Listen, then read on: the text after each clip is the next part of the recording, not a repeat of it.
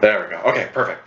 So if you're now viewing, this is going to be a quick demo on my personal workflow.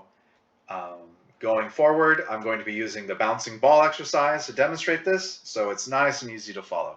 So first thing that I personally would want to do is make sure that we're in the animation workspace.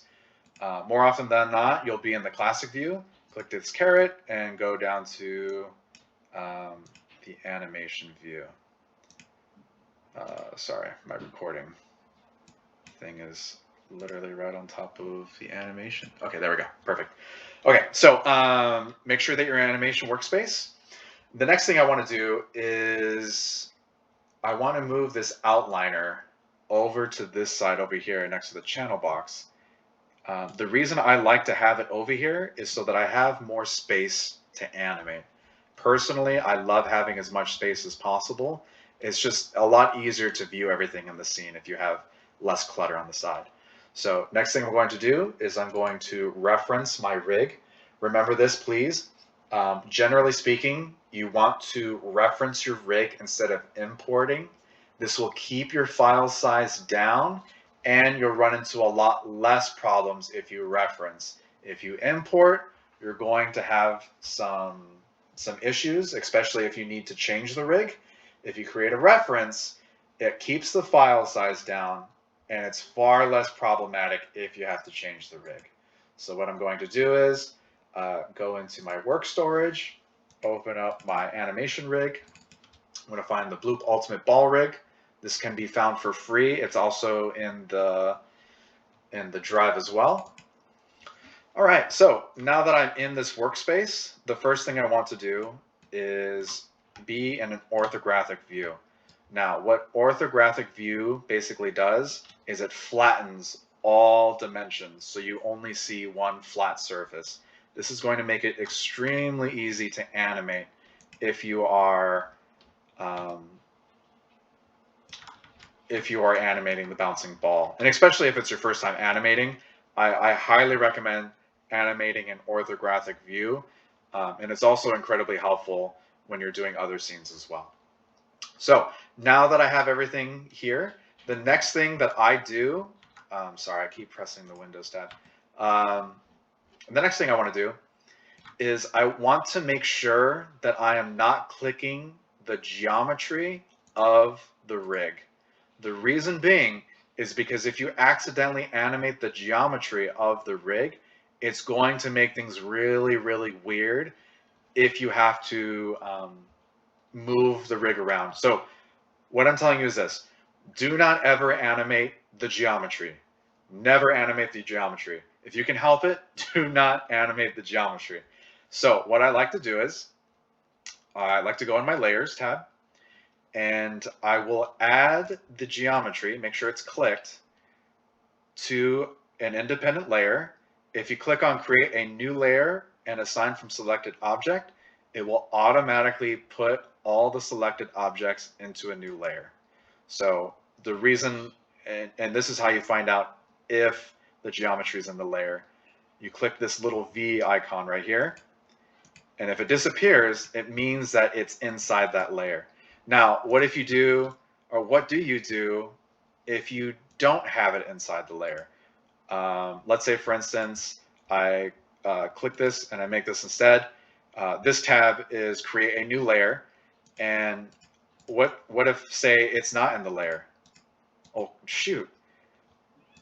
All you have to do is click the geometry, go to your layer, right-click, add selected objects.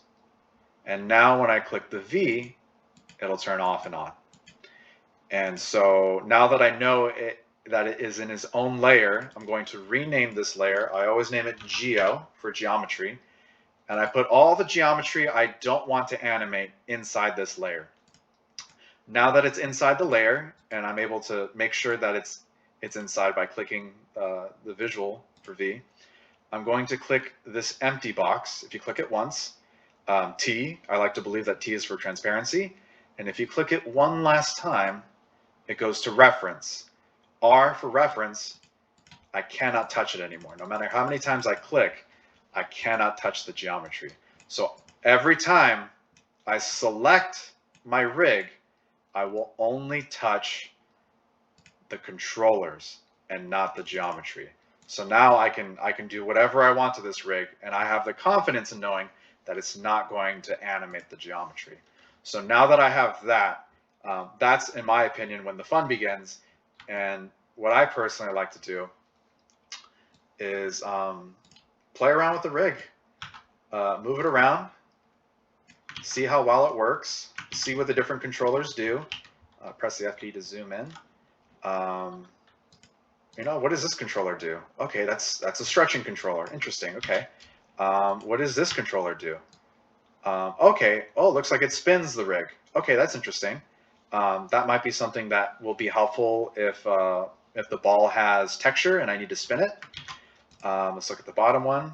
I'm assuming it's also stretcher control. Okay, sweet. So it stretches from the bottom.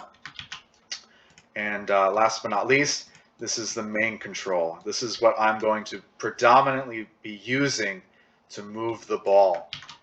Generally speaking, your main controller will be a different color. If you have a biped, more often than not, the main controller that I would be using is at the very bottom of the rig or where the hips are.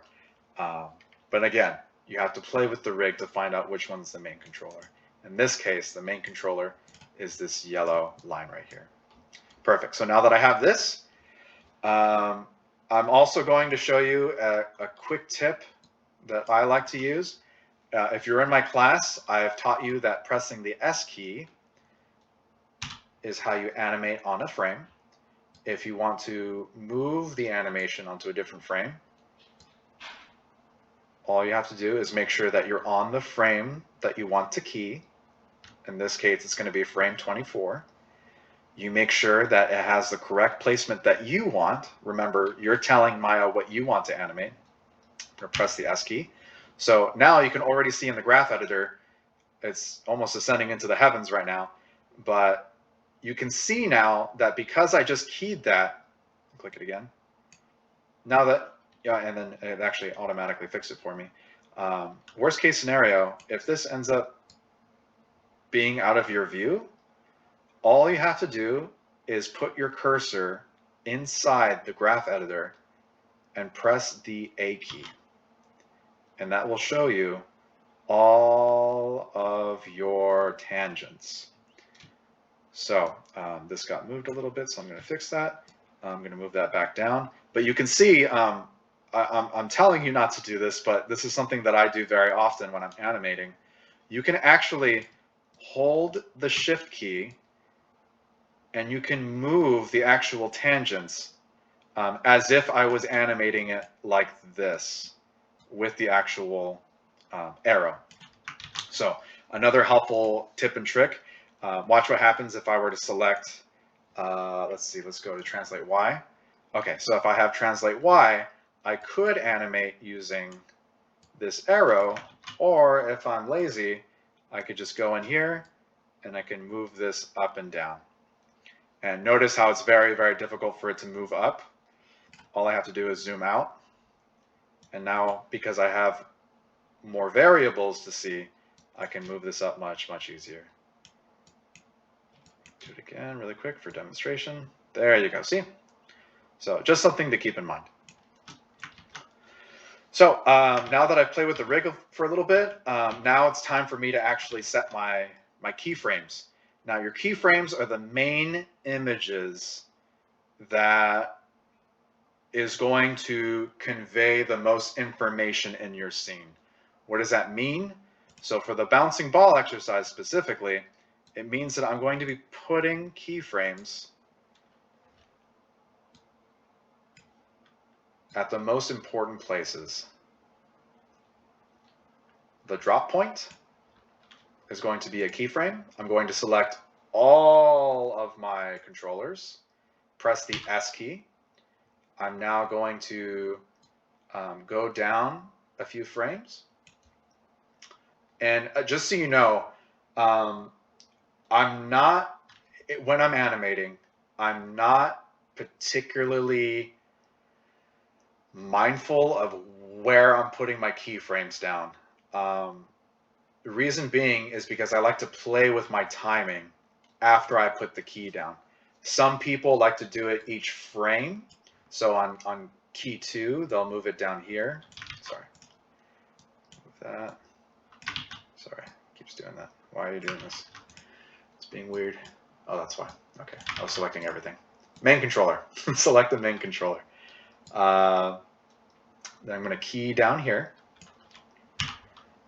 You can go to the next key over. Key that there. Next frame over. Key that there. And this is also a valid way of working too.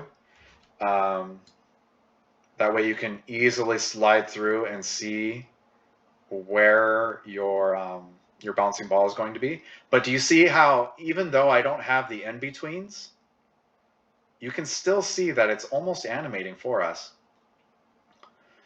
Now that I have that, I'm actually going to go back to my original workflow, but this is also a good opportunity to show you this.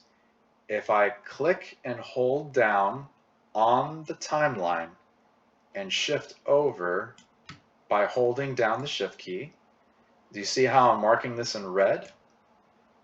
What I can do is in the middle, there's these little arrows right here that will let you move and slide the keys wherever you want. If you want to expand the keys, you can hold this outside arrow at the very bottom. And if you pull that one, hold on, let me try that again. Sometimes the commands are a little funky. You can stretch them out. Now, be mindful, if you look at the yellow lines show you where it will fall on the key. And if you look, it's actually falling in between keys right here, which is something that we definitely don't want, especially on frame 28. It's happening technically in between the frame, which is impossible. But the easiest way to fix that is select all of them. You're going to right click, and I believe it is snap. And so you're going to look at frame 28 right here. Look at frame 28, and look what happens when I click on snap. It automatically snaps the key into the correct frame, which would be 29. And if I didn't want that, I can just select that by holding down shift, and the inner arrow I can move to frame 28. So hopefully that helps you. And now you can see it's being weird. Another thing that I haven't showed you yet, but I'm going to show you now because this is my honest workflow. I don't like having to key every time I move the ball. It's time consuming, and I'm a very lazy person. So this to me takes too much time. So what I'm going to do is go to the little orange person at the very bottom right corner, click on them. I am going to go to, I believe, animation. Actually, oh, you know what? No, okay, I know they added this feature. Okay, perfect. Okay, forget the little orange person. Right next to the little orange person is auto keyframe toggle. So right next to this little orange person, you're going to see something called auto keyframe toggle. When you click on that, now every time I move this ball, it automatically sets the key for me in the frame. So, but be very mindful because I always do this all the time. Say this is my first frame. If I'm unaware of myself moving frames, I will literally animate dot, dot, dot, dot. And when I go back to the first frame, I'm like, oh shoot, oops, I forgot to move down the timeline. So keep in mind, if you have this on, make sure that you're on a different frame before you're moving it. So look what happens when I move it. Bam, automatically sets a keyframe for me. I don't even have to press S, it automatically does it for me. So now that I've shown you that, I'm going to quickly keyframe. Another thing that I personally like to do, and I'm going to do it for the sake of demonstrating my workflow, make sure that when you go onto the little orange person for preferences, click on settings, go to animation. Make sure that you're on weighted tangents. I do not change to auto span until I have blocked out my animation. So I'm going to go to flat and stepped. And I'm going to show you what that does. This, in my opinion, is the best way to animate in Maya because it's teaching you the principles of animation by forcing you to place down keys without having Maya in between. If you allow Maya to in between for you, we're not learning how to use timing and spacing. We're learning how to become reliant on Maya. So again, my workflow is setting a key. Depends on the kind of scene I'm working on, but I like to move down the timeline where I think the animation will be going. And right now I'm just I have no real intentions when I'm moving this ball here in the timeline. I'm just kind of like scrolling down. I'm gonna fix my timing later, but I'm not really giving any rhyme or reason to where I'm placing my keyframes. So now that I have this, I kind of go through my animation and you know what? This doesn't really feel right. And you can see the tweening right here because I changed the settings afterwards. So actually to fix that, I'm just going to select all the keys that are there. And I'm going to click stepped, flat tangents. Actually, no, I'll keep it there just so you know what it looks like when it in-betweens. Never mind, I fixed it. Okay, so now if you're looking at this animation, this height feels way too short. So I'm going to move it up a little bit. Make sure you're on the right key. If you look at my graph right now, my timeline, I'm on frame 17. I should be on frame 15. Watch what happens if I try to fix it on a different frame. Now it's just going all over the place. So keep in mind, if you have your auto keyframe on, make sure that you're on the right keyframe in your timeline. Otherwise, you will make a Rudy mistake. Be better. Watch to be better than Rudy. All right. So, okay, this feels a little bit better. Might move that a little bit more. Okay, so now that I've kind of got the feel, make sure I'm frame 15. Now that I've got the feel, what I'm going to do is I'm going to go to my editable motion trail. Now, what this does is it creates a line between your frames so that you can see where your animation is going to be going.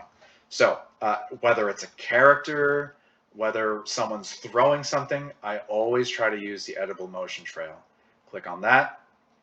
I like to click on the amount of frames that I'm going to be using. Looks like it is 47 frames. I prefer start to end.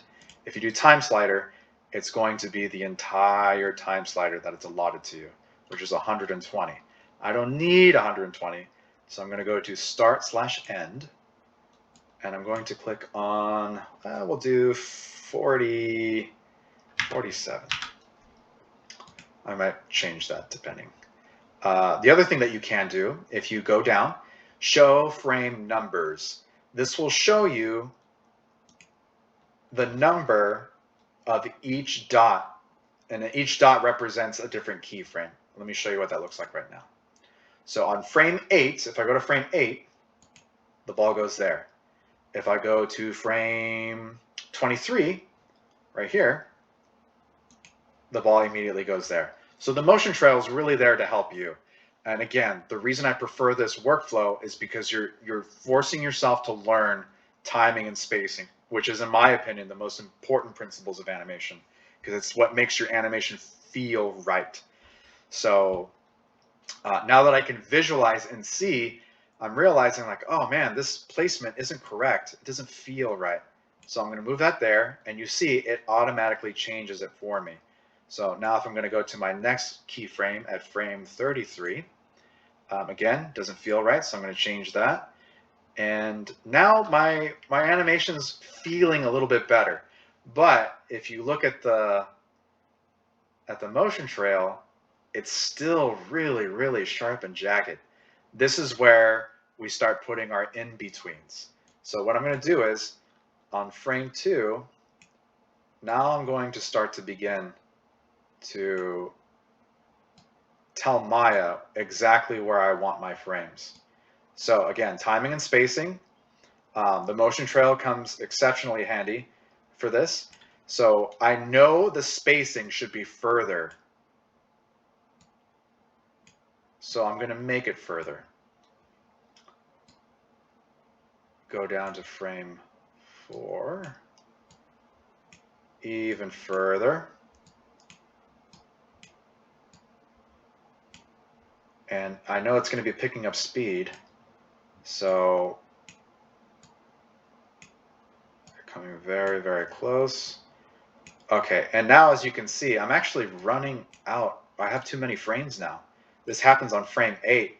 I actually want it to happen on frame 7. So what I'm going to do is I'm going to select all of these keyframes, and I'm going to drag them to frame 7. Actually, no, I want it to be on 6. Okay, so I'm going to drag all these frames, hold down the Shift key. I'm going to scroll down. So now my timing feels a lot better. Again, I'm going to adjust this just a little bit. Kind of want more of an arc. Remember the importance of arcs. Put that there. Put that in, actually. And again, don't be afraid to play around with your animation. It's completely valid to move things around. Luckily, Maya is incredibly forgiving in that way. So now you can see the animation moving. So let me fix my timeline right here. If you look at the very bottom bar, I don't need 120 frames. So what I'm going to do is you can either click this little dot right here, the grayed out box, and you can shift it down if you want until you get to the frame you want. In this case, I want 45. Or what you can do is, instead of holding that little box, you can go over here in this box right here and type in the exact frame that you want. And the exact frame I want is 45. Now, the box right next to it is how many frames you have to play with. So I only need 45 frames. I don't need to play with 200. So I'm going to put 45. And that is the exact number that I want for now. If it ends up being any different, I can change it, no problem. So I'm just going to play that. So now you can see, again, I'm not letting Maya do the animation for me. I am telling Maya exactly what I want. So when I play this, it feels a little slow. I'll play with that timing a little bit. But I'm telling Maya how I want this to be animated. And that's further developing my eye for animation, timing and spacing especially. So now that I have that, I'm going to quickly burn through the rest of this. So now that this frame is hit, on frame 7, I want this to come up a little bit more. You know what, frame 7, put that there a little bit. Frame 8. Now remember, the ball is working against gravity, so spacing is actually going to get smaller and smaller and smaller as I get higher up. So move that there. Spacing is getting smaller.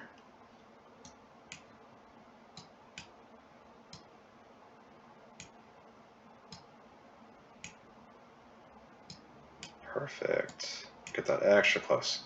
Remember, I want the spacing to be tight. And again, if the timing of this does not feel right, no problem. I can always change it. So now that I have that,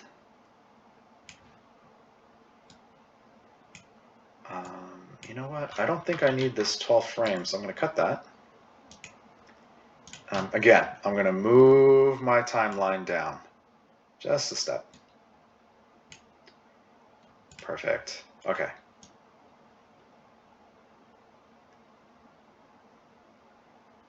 So already you can feel the animation. Perfect. Okay. So again, let's move to the 13th frame. Click my main controller. It's going to move ever so slightly again. Gravity is still working against them, so the spacing is going to be tighter together. But now, coming back down, gravity is going to be working against it.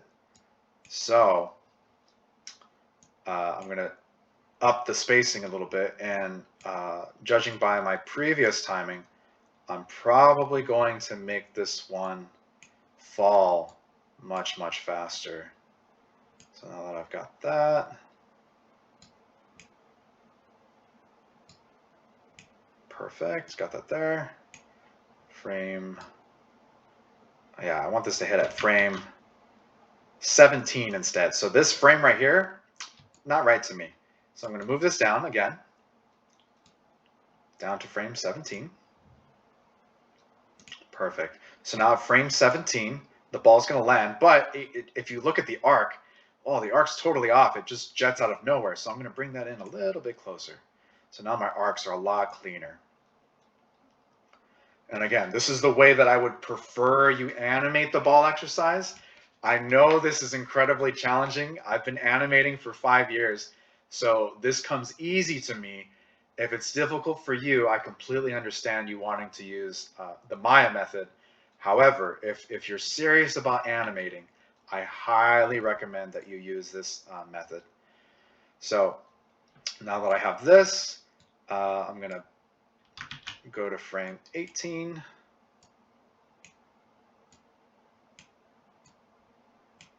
Perfect.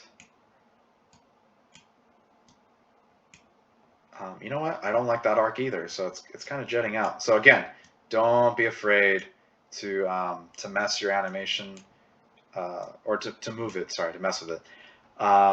Okay, so you know what? To make this feel better, I'm going to move this up a little bit more. There you go. Yeah, that point feels much better. Okay, move to the next frame.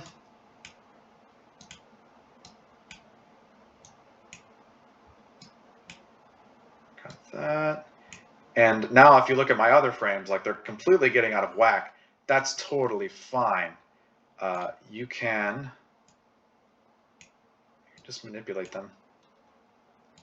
So now frame 27, I want to hit this much, much faster. So again, doesn't matter too much that my arcs or my positions are off, as long as you're able to fix and move them. So I'm going to move this one up just a little bit. Again, spacing, because the ball's working against gravity, the spacing ends up being a lot smaller the further you go up into gravity. And as it's coming down, the timing is going to take a little bit less time to come down. Again, going back to gravity working against this ball, it's going against gravity, so it's picking up speed, and the spacing is slowly getting larger and larger and larger. This should definitely be down here. And I actually want to hit this frame on frame 25. So same thing, just move these all down. much faster. 25 is still too far away, so I'm just kind of move that right there. And you know what? I know these are gonna be super close together, so I'm just gonna move those already, just a couple frames. Actually, give myself one more frame there. Perfect. Okay. So now I'm going to move this one up a little bit. I'm going to actually change my keyframe right now to where I want it to be.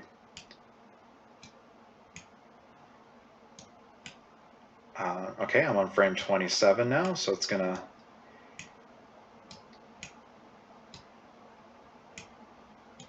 get slightly closer. Perfect. And you know what? I actually want frame 26 to get a little bit closer to frame 27. That way the spacing's a little bit better. There we go. And move 27 a little bit closer to 28. Perfect. Okay. So, you know what? Feeling this right now, I feel like I'm going to need less frames for this. So, and I also want this keyframe to be over here instead. And now I'm going to change this one. Again, spacing is small because we're working against gravity. Frame 30, we're picking up speed. And now, again, without using Maya, I've decided how this ball is going to animate. You instantly have an arc. And if I play this out, as you can see, I didn't need 45 frames actually. I only needed 31, so I can just go to the very bottom of here, and instead of telling Maya, hey, you know what, I don't really need 45 frames, can you give me 31 instead? Perfect. So now when I play this, it'll automatically play at 31.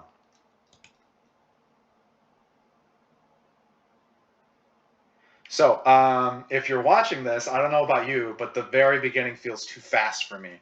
So I'm actually going to give myself a little bit more frames. Again, there's no shame in playing around with your frames. I need more frames. So what I'm going to do is I'm going to leave frame 6 alone because that's the perfect spot. But I'm going to move all of these frames over. And I'm just going to see what happens if I give myself a couple more frames to play with. So again, the cool thing is you can actually select the actual keys on the timeline, and you can move these up like that. Now I'm going to move this up, select them all the ones that I want to move. And by doing this, I'm going to give some more hang time, so it feels better when I'm animating it. Remember, from frame to frame, your spacing should be getting bigger because gravity's working against it. Now that I have this frame right here, move that there. Okay, perfect. And now that I have a couple more frames to play with, I'm going on to frame, let's see, 6 is right there. Actually, I want frame 6 to be further down. So I'm just going to click on frame 6. I'm going to move that onto frame 8. Perfect.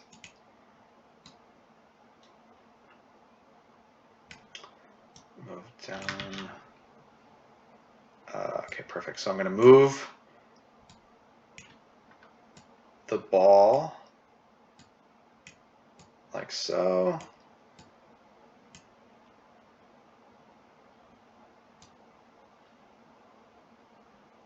And you know what? I think I might only need, no, actually, no. I'm going to commit. I'm going to commit to the frames that I promised myself I would use. So I'm going to move it a little bit more.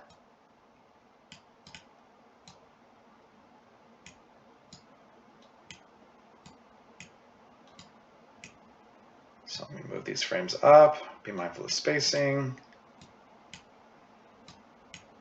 Move this one up more. And I'm going to commit to those 2 frames because I know it's going to feel right. So go to frame 6. I'm going to move this up. Go to frame 7. And this will really feel like it's picking up speed when I play it. So let me extend these out a little bit more so I get a better arc. Again, I want to be mindful of my arcs. Okay, perfect. So now when I play this,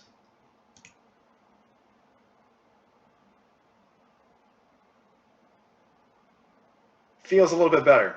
I can still play with the timing a little bit, but you understand the importance now of making sure that your timing is correct. Because at a certain point, you'll start to develop the ability to see when it doesn't feel right. And if you let Maya do all that work, it's increasingly difficult to determine if the animation feels right.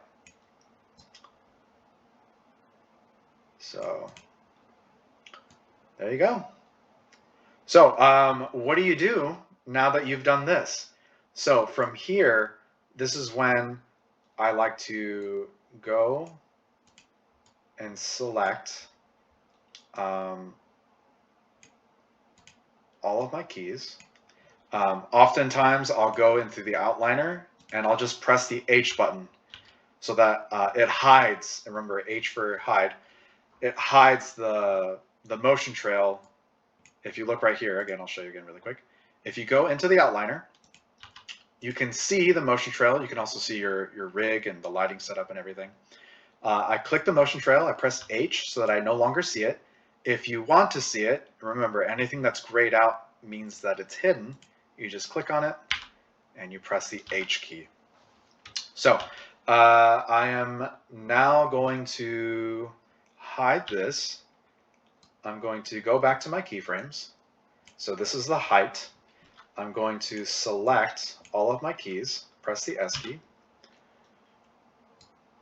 I'm going to press the S key again, make sure that's animated.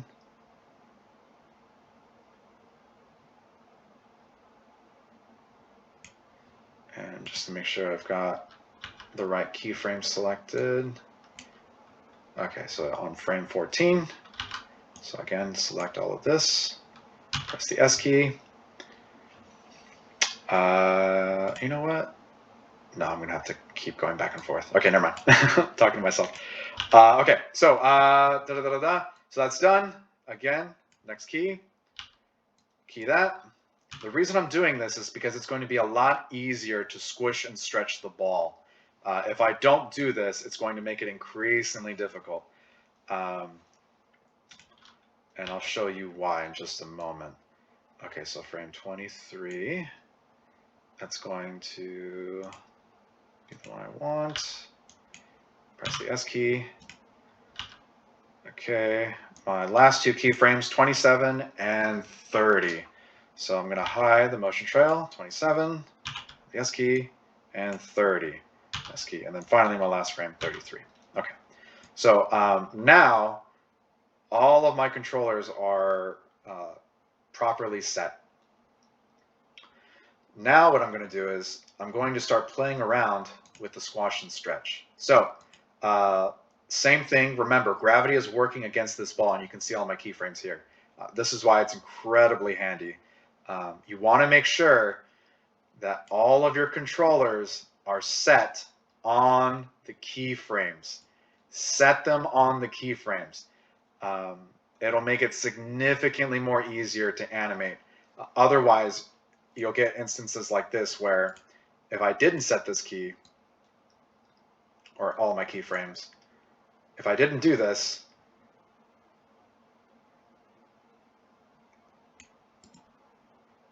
the ball would remain like this the entire time.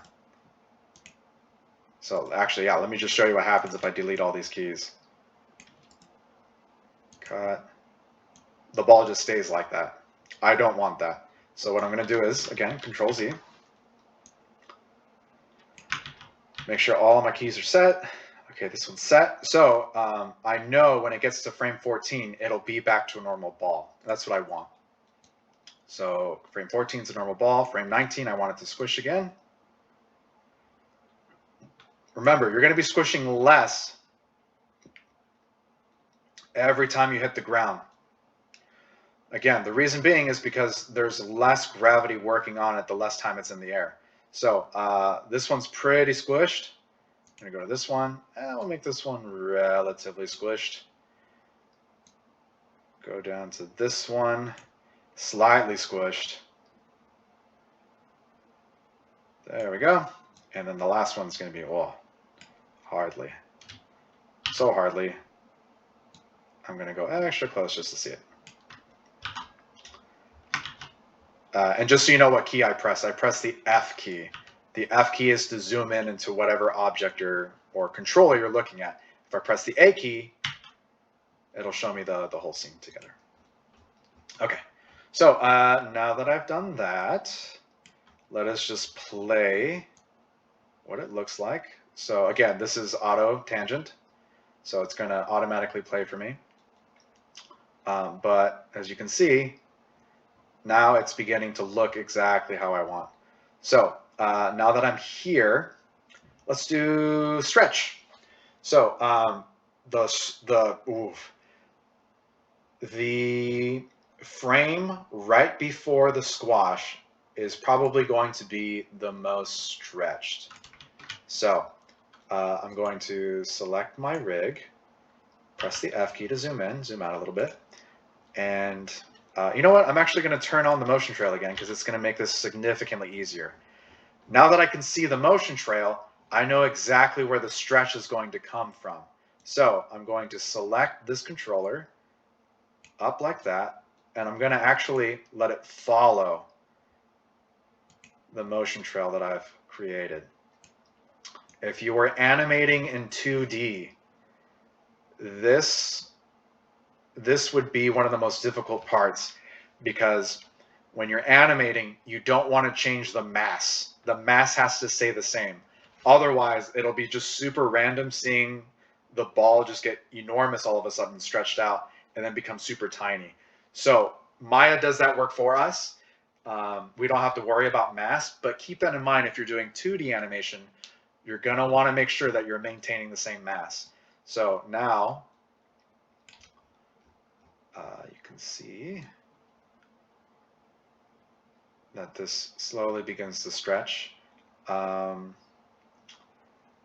don't want this to stretch too much, so what I'm going to do is reduce this and reduce this. Maybe a little bit of stretch right there. But again, I'm telling Maya what I want to do. So on frame 4, it's going to do that. Okay, so really quick, I'm going to burn through the rest of this. But you get the idea. I am stretching, especially here. This would definitely be a immediate bounce up. Get this right here. Now, it should be less than this one, which it is, which is perfect. Remember, you're using less energy. Now, again, the reason I put this keyframe here is because I know the ball is going to reset at this point. So I absolutely do not want it to be this stretched out by the time it gets up here. So I'm going to alter that. Another thing that you can do, I haven't shown you this yet, you can actually animate another place over here in the channel box. So if you look at the channel box over here, right now it doesn't have any dark red. Look what happens when I change it. And this is only because I'm in the auto keyframe. If I press 0, boom, it automatically keys the two things, or the two variables that I was playing with. So look what happens if I were to, I don't know, change the scale to 2. It keys those frames. So on this frame, frame 12, it's going to change the scale. Now, if you don't want those keyed, what you can do is select them. And then, let's see. It's not cut selected. No, don't do that. Breakdown selected.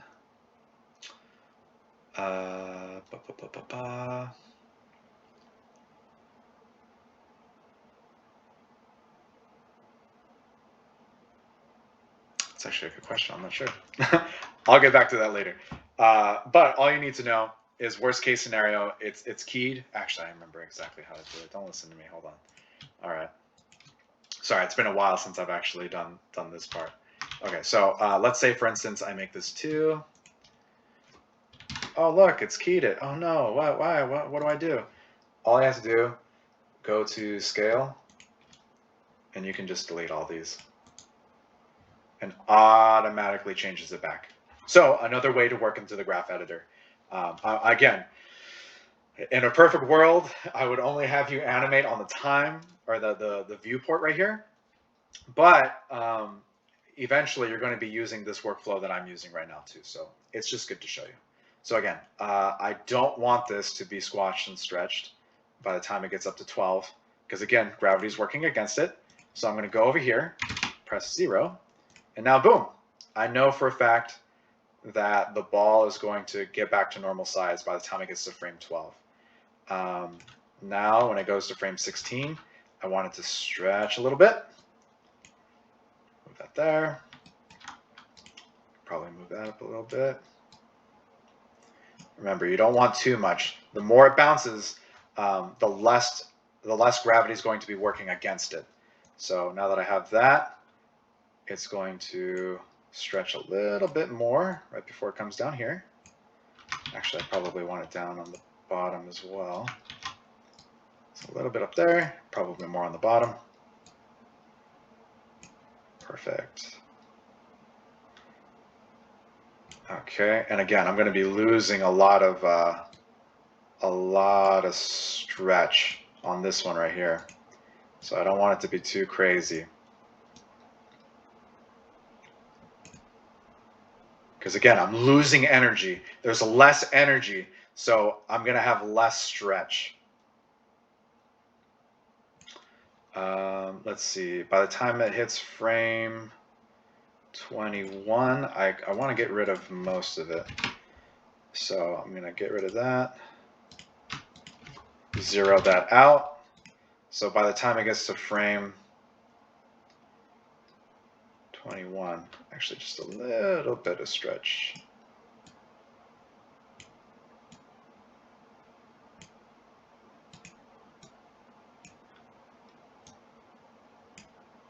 Dial that back a little bit.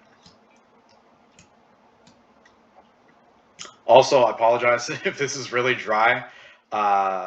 When I'm actually like getting work done, it's very difficult for me to be animated. So I thank you all for paying attention. It's a lot of information that I'm going over, and a lot of it's redundant because I'm doing the same thing again and again and again. So thank you for your patience. I appreciate it. Now I'm going to slightly stretch this. Okay, and again, by the time it hits frame 26, I don't want this to be too stretched out. So I'm just going to smidge it a little bit. And if you really, really want to get nitty gritty, you can just zoom in by pressing the F key and then change it ever so slightly. Okay, and then by this frame, I don't want this to be squashed at all by the time it hits this frame. Yeah, perfect. Okay, that's good. I like that. Okay, so now when I'm reviewing this, it's still going to be a little choppy, but after this is done, I'm going to show you what cleanup is. So we're going to play this. Okay, do you guys all feel that? Does it feel right?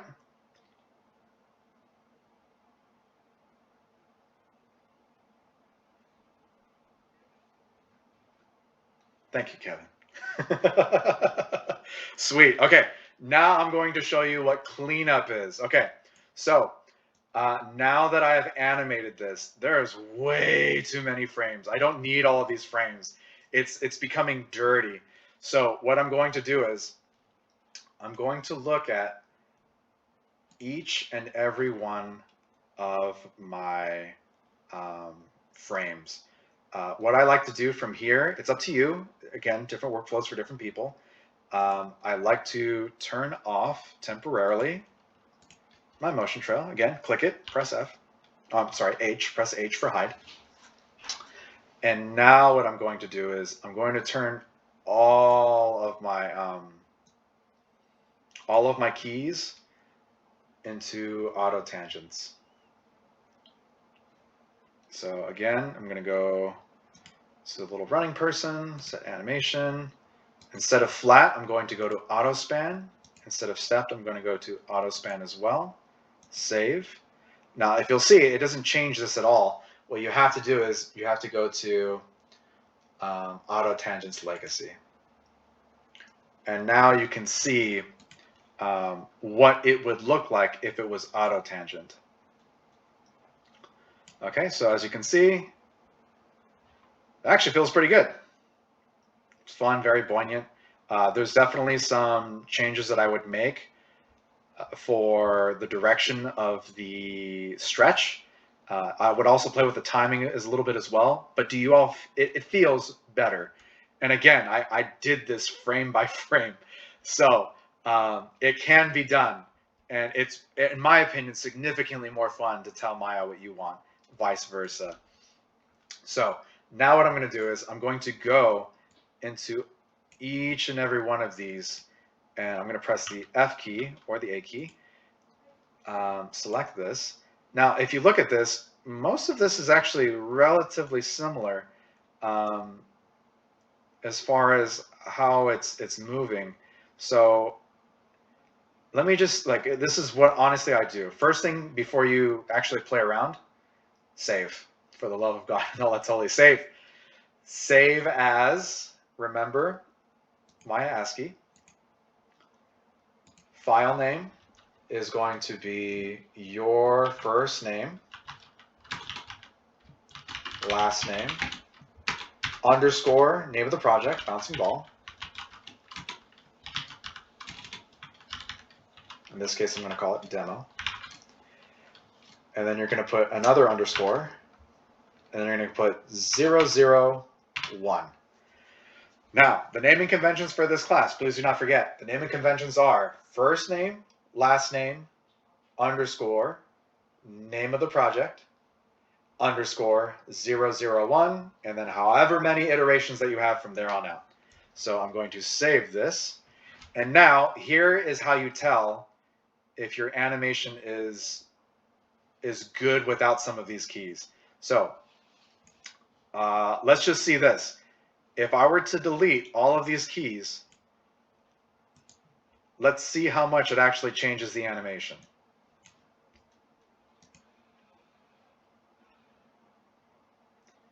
Not too much, actually. So you see that? I deleted almost all of my keys, and they're perfectly fine. Now, with that said, there is a slow in and slow out that I absolutely do not want for this ball. This ball should be moving directly. So what I'm going to do is select the X, translate X. I'm going to select all of this. And instead of auto tangent, I want it to go linear. I just want it to be a straight line. So when I select that, boom, it automatically does all the work for me. This is when I let Maya do the work for me, because I know what I want. I've demonstrated what I want to Maya.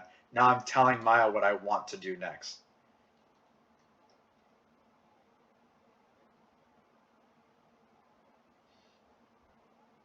Oh man, I really don't like that. I'll fix that later. All right, so now that you've seen that, now what I'm going to do is I'm going to go to translate Y, just to translate. And if you can see here,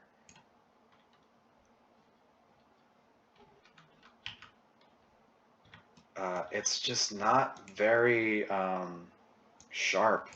So what I'm going to do is I'm going to select that one individually. I'm going to press again the linear tangents. I'm going to select only this.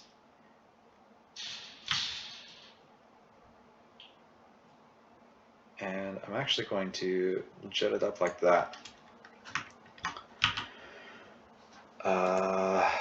I need to do this. And if you actually see, I really don't like this. I don't like the placement of these. So what I'm going to do is select the Y again. I do not like where this is right now, so I'm probably going to move this up. Or if I can move it to the side. There we go. Same with this one. I'm going to move this up by holding down the Shift key.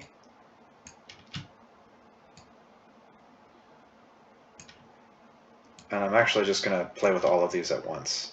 So again, you can select all of them inside the graph editor. Shift, hold down Shift, and then you can just lift it up like that. Oh, sorry. Feels so much better. So again, like Maya should be used for refining your animation. It should not be used for defining it. You should not allow Maya to tell you how you want to animate. So let me get these couple right here. I'm going to move these up a little bit more. And already my animation's feeling significantly better at this point right here. And it's because I'm messing around with the arcs.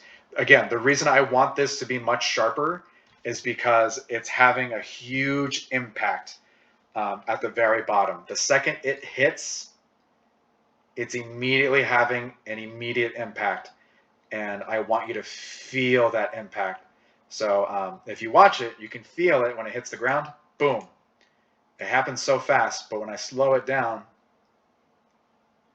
you can feel it stopping in place. And then I want it to jet out even more. So what I'm going to do is select this.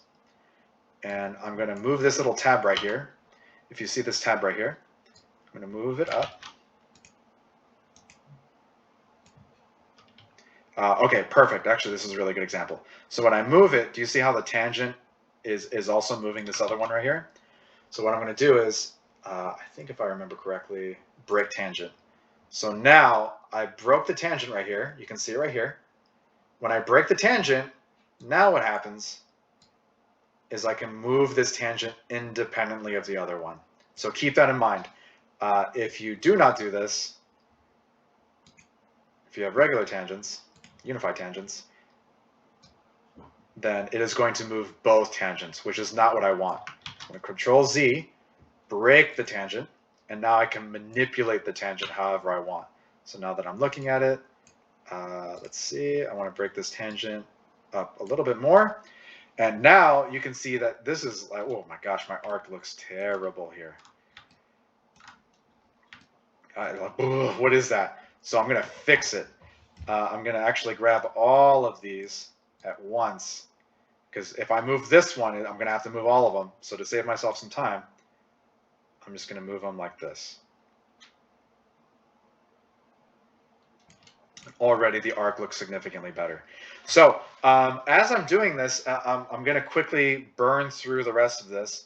I have a lot more keys. Believe it or not, I can delete most of these keys, and I'll show you how in just a moment. So let me break this tangent really quick. This one at the very bottom, because it should be sharp. Let me break this real quick. Zoom in. I'm going to move this tangent. Probably going to move this one too. Perfect. Press the A key. Okay, so you can see that this one is totally just weird and wonky as well. So I'm going to move that one up. And for this one, I'm going to make a little bit better of an arc by moving these up as well. Remember, you want to have clean arcs. It makes the animation so much smoother. The only time you should not be using arcs is if you have a deliberately robotic quality for your character. Keep that in mind. Everything in nature moves in arcs, as far as I know. If you find another example, otherwise, please send it to me, and I will give you a slice of my own humble pie. Okay, so let's burn through the rest of these. Fix this one just a little bit, move those up. So again, I'm using Maya as a tool to show me where my arcs could be a little bit better. Just a little bit up. And finally, last but not least, we get to the last one. I'm going to break this tangent. Broken. And I'm going to manipulate it for the last time. Perfect. Okay, actually, let me just move that one a little bit lower. Sorry. All right, so now when I play this animation, go ahead and play it out. It already feels a little bit better. I don't know if you can feel it, but I definitely feel the animation getting better. Now, the last thing I'm going to show you for this demo, you're going to do it for all your tangents. In this case, you're only going to need just the Y tangent. But again, save. This is where you're going to start deleting frames, the frames that you do not need to make the animation even smoother. So I'm going to save as, bouncing ball, Maya, ASCII, demo. All I have to do is click number 2. That is saved now. I am now going to start deleting frames that I just don't need. So I'm going to go over here. I definitely need this frame. This is a keyframe. I have to keep that frame. However, let's just see how much the tangent actually changes when I delete these two. So if I delete these two, oh, it changes a little bit. But let's see what happens to the animation. Is it different enough? Let's find out. Sorry. To be honest, not too much. So I'm going to delete that one. Let's see what happens if I delete these two. Nothing. Almost nothing happens. So now what I'm doing is I'm cleaning up. I'm making less memory for Maya to have to worry about. So now that my animation's cleanly blocked out, my animation has been so clean that I'm now able to auto-tangent. And now that my auto-tangent has been fixed and cleaned up, now I can start deleting all those frames that I don't need. I absolutely need this frame. I'm probably going to need this one. Let me delete the rest of these. Don't need these. Maybe I do need one of them. I don't need these two. No, I don't. I don't need those two. So I'm going to get rid of those two. I probably don't need these two either. Barely changes the animation.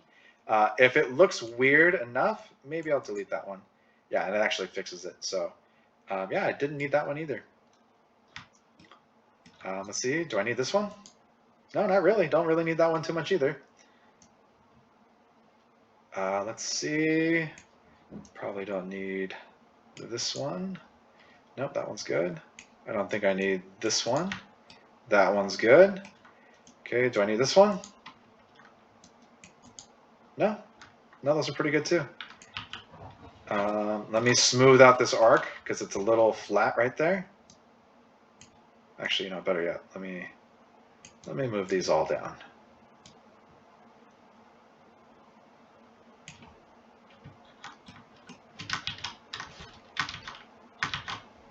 Perfect.